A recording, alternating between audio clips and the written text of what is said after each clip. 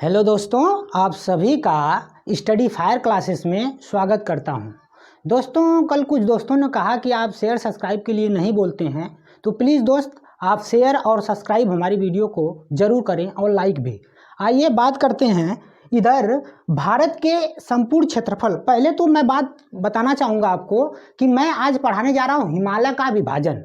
और हिमालय का जो विभाजन है वह दो तरह से है, एक तो नदियों के आधार पे और दूसरा उत्तर से दक्षिण दिशा में मैं बात करूं उसके एज के आधार पे यानी उम्र के आधार पे। लेकिन उससे पहले कुछ बातें आप जान लें। आइए इधर देखिए, मैंने लिखा है भारत के कुछ भूभाग हैं, वह किस तरह से डिफाइन देखिए आप। भारत के संपूर्ण क्षेत्रफल का 10.7% पर्वतीय भाग है, यानी भारत में जो पर्वतीय क्षेत्र है उसका टोटल जो भाग का 10.7% है। उसी तरह आप पहाड़ी देखेंगे तो पहाड़ियों का जो विस्तार है वह 18.6% है। और इससे नीचे आप आएंगे, मैंने लिख रखा है ये पठारी क्षेत्र। तो आप ध्यान रखें कि जो पठारी क्षेत्र फैला हुआ है भारत में वह है 27.7% पर फैला हुआ है। उसके नीचे आइए तो आप देखेंगे मैदानी भाग जो कि 43% यानी 43% पर फैला हुआ है। लेकिन इस बात को आप ध्यान रखें कि इस तरह से परसेंटेज वाइज याद करने के बजाय आप इस तरह से याद करें कि सबसे कम पर कौन सा भाग फैला हुआ है और सबसे ज़्यादा। तो अगर पूछे कि कौन सा भाग सबसे ज़्यादा फैला हुआ है, कौन सा क्षेत्र, तो आप कहेंगे मैदानी क्षेत्र। और सबसे कम अगर पूछे तो आप कहेंगे पर्वतीय क्षेत्र। इस बात को आप याद रखें। आइए बात करते हैं हम कि अगर हम हिमालय को एज के आधार पे बांटते हैं, एज का मतलब उम्र के आधार पे, तो फिर उसे कैसे डिवाइड करेंगे। तो आप देखिए, इसको मैंने लिख रखा है कि हिमालय का विभाजन उत्तर से दक्षिण विभाजन, उत्तर से दक्षिण। तो आइए, पहला जो है उसको कहते हैं ट्रांस हिमालय, और दूसरा बृहद हिमालय, और तीसरा मध्य हिमालय, और चौथा शिवालिक हिमालय। दोस्तों यहाँ मैंने नोट डाउन किया है, देखिए आप यहाँ पे मैंने बना रखा है, ये ट्रांस हिमालय है। इसको एक्चुअली पर्वत की अगर आप बात करें तो पर्वत इस तरह से होती है, इस तरह से आप देखेंगे पर्वत इस तरह से, पर मैं इधर दिखा रखा हूं। आपको अभी इतना फोकस करना इस पे कि मैं जो जो बता रहा हूं ध्यान से, क्योंकि इससे क्वेश्चन ऑलरेडी एग्जाम में बन चुके हैं। तो आप ध्यान दें, ये ट्रांस हिमालय है। और ट्रांस हिमालय के बाद ये आप देख रहे होंगे, ये वाला जो इलाका है ये बृहद हिमालय है। और बृहद हिमालय से आप नीचे आएंगे तो ये देखेंगे आप, मैंने बना रखा है, ये मध्य हिमालय है, ये आगे तक जाता है। आप देखेंगे अरुणाचल प्रदेश से लेकर नीचे तक आता है। लेकिन आप ध्यान रखें, ये जो है बृहद हिमालय, ये मध्य हिमालय, और एक इसके नीचे आएंगे तो ये है शिवालिक हिमालय, ये वाली, ये देखिए ये शिवालिक हिमालय। दोस्तों अब जो ट्रांस हिमालय की हम बात कर रहे थे, इसके अंतर्गत भी 4 पर्वत श्रेणियां आती हैं, जो कि आप देखेंगे यहाँ मैंने लिख रखा है काराकोरम, लद्दाख पर्वत श्रेणी, जास्कर पर्वत श्रेणी और पीर पंजाल पर्वत श्रेणी। तो इन चारों पर्वत श्रेणियां किसके अंतर्गत आती हैं? ये आती हैं ट्रांस हिमालय के अंतर्गत। अब मैं बात करूंगा पहले काराकोरम का।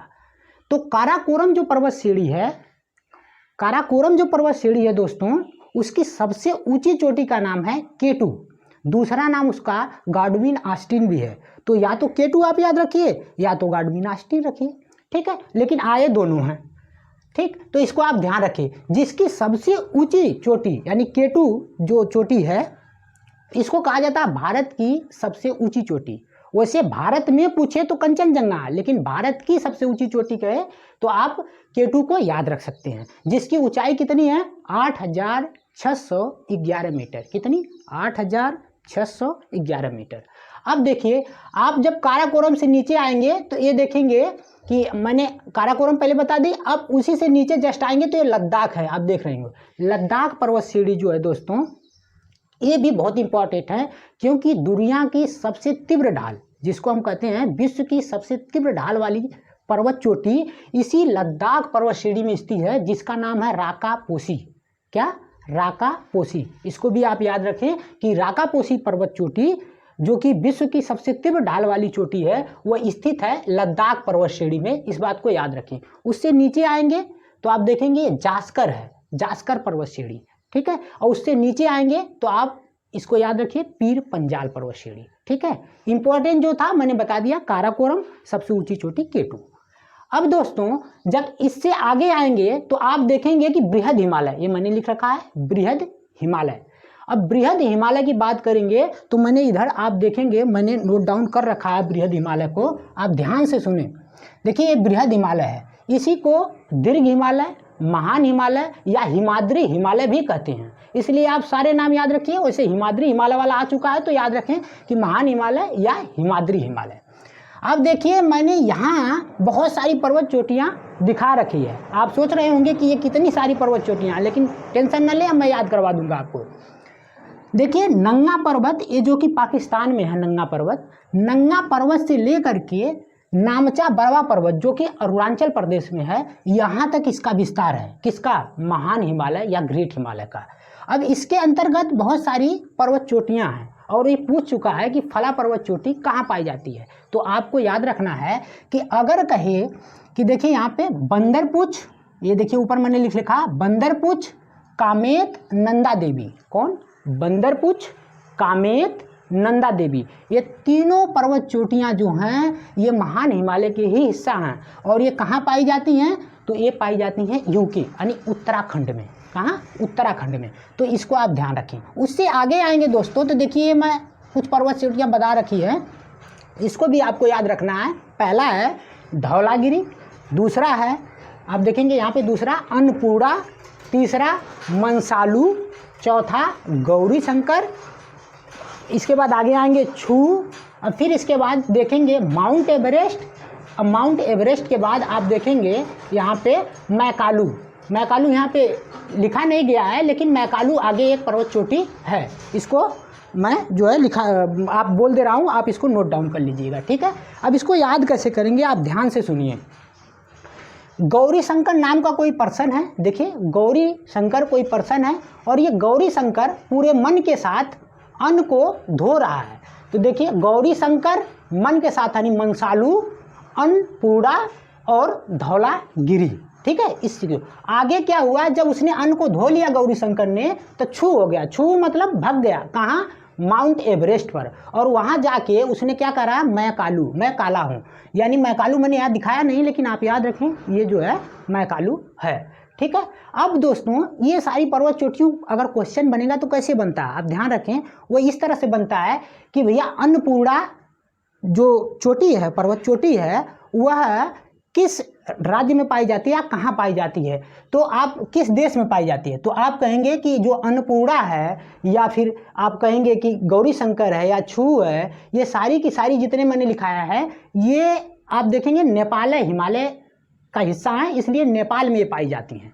तो ध्यान रखें कौन कौन सी, तो ये तीनों मैंने बताया था, कामेत, नंदा देवी और इसके बाद बंदरपूछ, ये तीनों पाई जाती हैं यूके यानी उत्तराखंड में। और इसके आगे जितना धौलागिरी, इसके बाद अन्नपूर्णा, मंसालू, गौरी शंकर, छू, माउंट एवरेस्ट और एक मैकालू, ये सारे के सारे नेपाल में पाई जाती हैं। अब उससे आगे आएंगे तो एक मैंने यहाँ देखिए लिख रखा है, ये जो है कंचनजंगा है जो कि भारत के सिक्किम राज्य में पाई जाती है। कहाँ? भारत के सिक्किम राज्य में। और ये कंचनजंगा जो है भारत में सबसे ऊंची चोटी है। भारत की मैंने क्या कहा था? K2 है। K2 मतलब गाडविन आस्टीन जो कि काराकोरम पर्वत श्रेणी की सबसे ऊंची चोटी है, लेकिन भारत में कहे तो कंचनजंगा है, ठीक है। इस चीज़ को याद रखें। अच्छा दोस्तों अब मैं आगे बढ़ता हूँ, आप थोड़ा से मैंने कुछ और एक्स्ट्रा चीज़ें लिख रखा है, इसको आप ध्यान रखें। आप ये देख रहे हैं ये जो है ट्रांस हिमालय, बृहद हिमालय, मध्य हिमालय और शिवालिक हिमालय, इनके बीच का जो ये जोन है बीच का, इसका अलग अलग नाम है। देखिए अगर ट्रांस हिमालय से बृहद हिमालय के बीच का जोन पूछें तो उसको कहते हैं सचर जोन। क्या नाम है? Suture zone. अब उसी तरह बृहद हिमालय से मध्य हिमालय के बीच आएंगे तो इसका नाम है मेन सेंट्रल थ्रस्ट, ठीक है। और उससे आगे आएंगे तो आप देखेंगे कि ये जो मध्य हिमालय और शिवालिक हिमालय है, इसके बीच का जो स्थान है उसको कहते हैं मेन सीमांत दर्रा। क्या कहते हैं? मेन सीमांत दर्रा।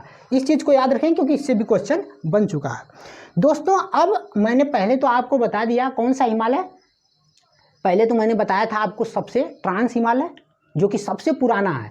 फिर हमने बताया कि महान हिमालय या ग्रेट हिमालय या शिवालिक हिमालय, महान हिमालय, ग्रेट हिमालय या फिर उसी को हम कहते हैं हिमाद्री हिमालय।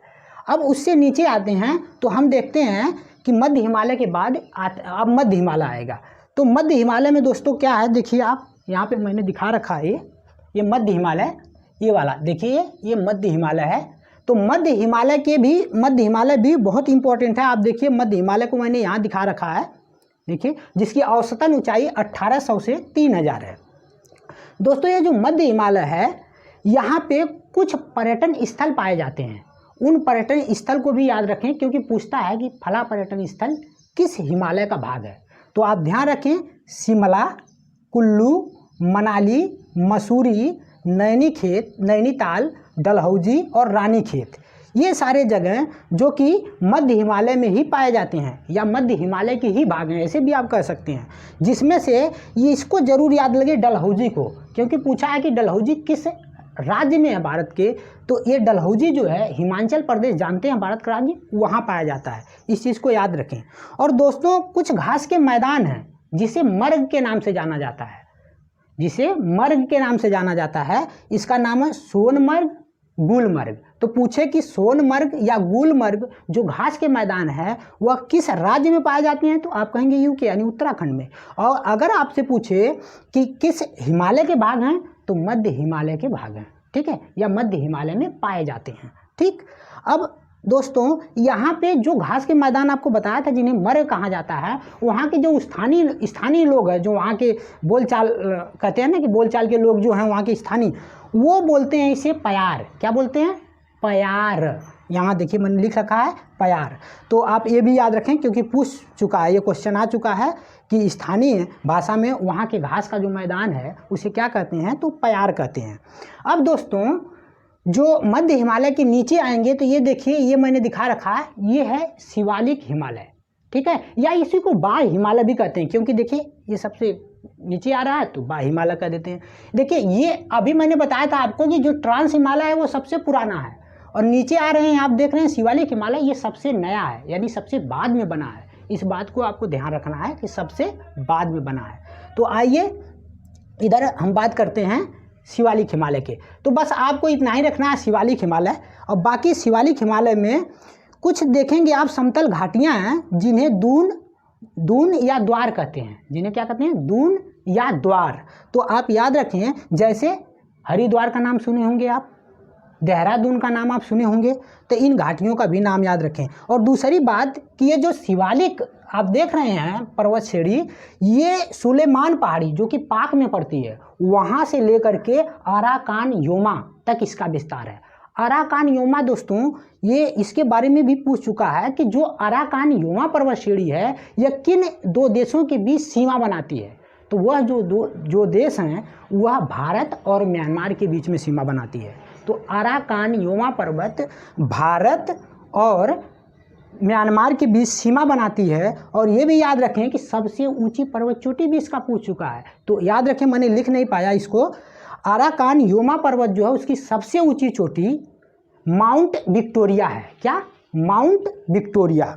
अच्छा, अब आगे आइए, मैंने ये बता दिया आपको, इसको याद रखें, ठीक है। और अब आगे हम बढ़ते हैं दोस्तों। ये सारी चीज़ें कुछ अगर कुछ पॉइंट छूटा होगा तो अभी मैं उसको आप बता दूंगा। पर एक चीज़ और मैं बताना चाहता हूं दोस्तों कि ये जो आप देख रहे हैं माउंट एवरेस्ट, इससे कई क्वेश्चन बन चुके हैं, इसलिए माउंट एवरेस्ट को आप ध्यान रखें, इसका अलग अलग भी नाम है। इसके टोटल 5 नाम है दोस्तों, मैंने 3 यहाँ लिखा है, 2 नहीं लिखा, उसको भी बता दे रहा हूँ। एक तो माउंट एवरेस्ट जो कि भारत विश्व लेवल पर या भारत में भी कही जाती है माउंट एवरेस्ट, और दूसरा सागर माथा। नेपाल वाले जो वहाँ के हैं वो इसको नाम देते हैं सागर माथा, तो नेपाल में इसे क्या कहा जाता है? सागर माथा। और अगर तिब्बत की बात करें तो इसे चोमोलुंगमा कहा जाता है। क्या कहा जाता है? चोमोलुंगमा, जो कि वहाँ तिब्बत के जो तिब्बती क्षेत्र के लोग हैं वो इसे कहते हैं। दोस्तों इसका 2 नाम और है, और 3 नाम तो मिल जाते हैं, 2 नाम और है इसका। इसको K15 के नाम से जाना जाता है। K15 यानी चोटी 15 के नाम से जाना जाता है। और दोस्तों ये क्वेश्चन और इसका नाम बन चुका है कि विश्व के तीसरे ध्रुव के रूप में किस पर्वत चोटी को जाना जाता है? विश्व के तीसरे ध्रुव, 2 ध्रुव तो आप सुने होंगे नाम, एक उत्तरी ध्रुव एक दक्षिणी ध्रुव, लेकिन मैं क्या बोला कि विश्व के तीसरे ध्रुव के रूप में किस पर्वत चोटी को जाना जाता है? तो वह यही पर्वत चोटी है, कौन सी? Mount Everest. ठीक है, याद रखें आप।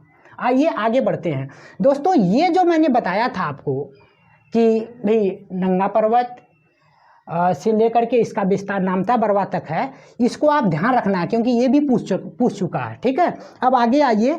ये जो मैं आपको बताया, ये मैंने उत्तर से दक्षिण विभाजन हिमालय का बताया एज के आधार पे, यानी उम्र के आधार पे। अब मैं जो बता रहा हूँ ये नदियों के आधार पे बताऊंगा। किस आधार पे? नदियों के आधार पे। तो आप ध्यान दें इस बात को कि पश्चिम से पूर्व यानी इधर से आप पश्चिम से पूर्व की तरफ जब जाएंगे तो उसका अलग अलग नाम है। वो नाम पहले आप याद रखें इसको, पंजाब हिमालय व कश्मीर हिमालय।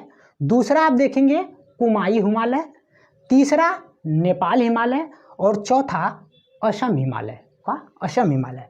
अब देखिए कहाँ से कहाँ तक है, इस बात को ध्यान रखिए क्योंकि ये पूछा है, इसको बात को ध्यान रखना आपको। सिंधु नदी से सतलज नदी के जो बीच का क्षेत्र है, सिंधु नदी से सतलज नदी के बीच का जो क्षेत्र है उसे हम नाम देते हैं पंजाब हिमालय व कश्मीर हिमालय। उससे आगे आइए आप देखेंगे सतलुज से काली नदी है, ये देख रहे हैं काली नदी, इन दोनों के बीच का जो क्षेत्र है उसे नाम दिया जाता है कुमाई हिमालय। और ये भी ध्यान रखना आपको कि जो कुमाई हिमालय है ये उत्तराखंड जो है ना अपना राज्य, उसमें फैला हुआ है। और जो मैंने आपको इससे पहले जो बताया था ये पंजाब हिमालय, ये जो है अपना जम्मू कश्मीर वाला जो क्षेत्र है उधर है। उससे आगे आइए आप, तो आप देखेंगे जो काली नदी है, काली नदी से तीस्ता नदी को आप जानते होंगे जो कि सिक्किम में है, तो वहाँ तक के क्षेत्र को हम जो है नाम देते हैं नेपाल हिमालय। ध्यान रखें, नेपाल हिमालय। और दोस्तों उससे आगे जब बढ़ेंगे, आप देखिए उससे आगे हम बढ़ रहे हैं, इधर आइए, तो तीस्ता नदी से लेकर के दिहांग नदी का दूसरा नाम देखिए, ब्रह्मपुत्र का ही नाम दिहांग नदी है क्योंकि अरुणाचल प्रदेश में इसे दिहांग नदी कहा जाता है, वैसे इसका नाम ब्रह्मपुत्र है। तो वहाँ तक का क्षेत्र यानी तीस्ता से लेकर ब्रह्मपुत्र तक का क्षेत्र को हम असम हिमालय के नाम से जानते हैं। और दोस्तों एक चीज़ और आपको याद रखना है, इसमें जो सबसे ज़्यादा विस्तार है, सबसे ज़्यादा विस्तार जिसका है वो है नेपाल हिमालय का। ठीक है, टोटल कितना है 800 किलोमीटर। यहाँ इसलिए मैंने लिख रखा है आपको पता चले कि सबसे ज़्यादा विस्तार नेपाल हिमालय का है। और वैसे आप देखेंगे तो जो पंजाब हिमालय है 560 जो है किलोमीटर इसका विस्तार है, और इसका 320 किलोमीटर विस्तार है कुमायूं का, और जबकि इसका 800 है। और असम हिमालय का देखेंगे तो 720 से लेके 750 किलोमीटर तक है। तो इसको भी आप याद रख सकते हैं। ठीक दोस्तों, और दोस्तों ये जो नाम जो मैं अभी बताया कि जो पश्चिम से पूर्व का विभाजन या इसे प्रादेशिक विभाजन कहते हैं, इसका जो नाम दिया था या जो जिन्होंने इस विभाजन को बताया था उस पर्सन का नाम भी पेपर में आ चुका है, सर सिडनी बुरार्ड। तो आप याद रखें कि इसको कौन पर्सन बांटा था, तो सर सिडनी बुरार्ड। ठीक है, इस बात को याद रखें। ठीक दोस्तों, अब मैं कुछ और बातें करना चाहूँगा दोस्तों, कुछ जो है कि जानकारियाँ अभी अधूरी रह गई हैं। एक्चुअली आप देखेंगे तो जो ये हिमालय है इसका आप देखेंगे तो ये हिमालय धीरे धीरे करके इधर भी आता है, आपका जो अंडमान निकोबार द्वीप समूह तक आता है। लेकिन आप देखेंगे तो अंडमान निकोबार जो द्वीप समूह है वहाँ तक आते आते ये एकदम कटे छटे हालात में है, और ये पानी से एक तरह से हल्का हल्का ढका हुआ है, तो इसलिए यहाँ तक आता है। तो इसको याद रखें, पर आपको ये सारी बातें मैंने बता दी। अब अंडमान और निकोबार द्वीप समूह का भी सबसे ऊंची चोटी पूछ चुका है। तो आप जानते हैं सैंडल पीक का नाम सुने होंगे। सैंडल पीक जो है अंडमान निकोबार की सबसे ऊंची चोटी है, तो इसको भी याद रखें कि सैंडल पीक। ठीक है दोस्तों, अच्छा अब इसको याद करने का एक तरीका मैं इसको बताता हूँ, याद रखें। जो ये मैंने पहले बताया था कि जो ट्रांस हिमालय है इसके अंतर्गत 4 पर्वत श्रेणियाँ आती हैं। इसको मैंने याद करने का तरीका आपको नहीं बताया था, तो आप इसको याद रखें, क ले जा पे, यानी क ले जा पे, काराकोरम, लद्दाख, जास्कर, पीर पंजाल, ये 4 पर्वत श्रेणियाँ इसी ट्रांस हिमालय के अंतर्गत आती हैं। और राकापोसी मैंने बता दिया कि जो पर्वत चोटी है वह लद्दाख पर्वत श्रेणी की सबसे ऊंची चोटी है, जो कि आ चुकी है पेपर में। ठीक है, और विश्व की सबसे तीव्र ढाल वाली चोटी है। तो दोस्तों मैं क्या करता हूँ, आज के लिए बस इतना ही रहने देता हूँ। अगला लेक्चर जब मैं बनाऊँगा तो फिर आगे बात करेंगे। लेकिन दोस्तों सब्सक्राइब, शेयर और लाइक ज़रूर करें। धन्यवाद दोस्तों।